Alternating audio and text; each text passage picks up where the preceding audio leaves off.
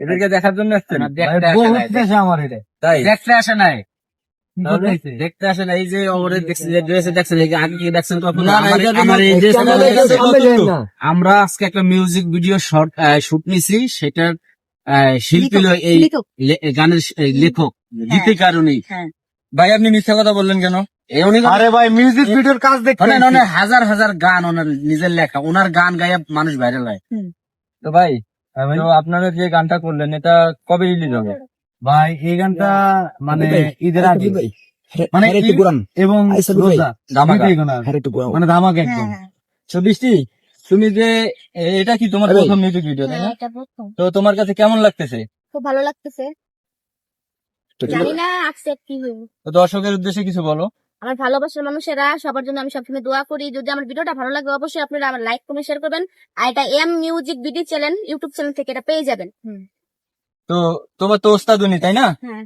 তো ওস্তাদের কাছে একটা আমাদের রিকোয়েস্ট, ওস্তাদ আপনি একটা গান শোনান আমাদেরকে, সবার যে মানে আমাদের অডিয়েন্সের উদ্দেশ্যে। তো যাই হোক আসলে মানে বৃষ্টি আপা মনে প্রেমের ত্যাগ খাইছে সম্ভবত।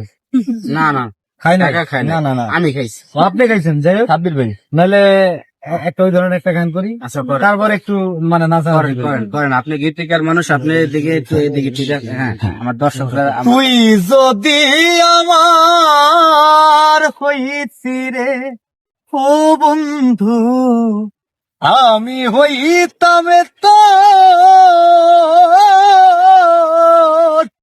কোলেতে বসাইয়া তোরে এই বুকেতে জড়াইয়া তোরে করিতাম আদর রে, তুই যদি আমার হইতি রে।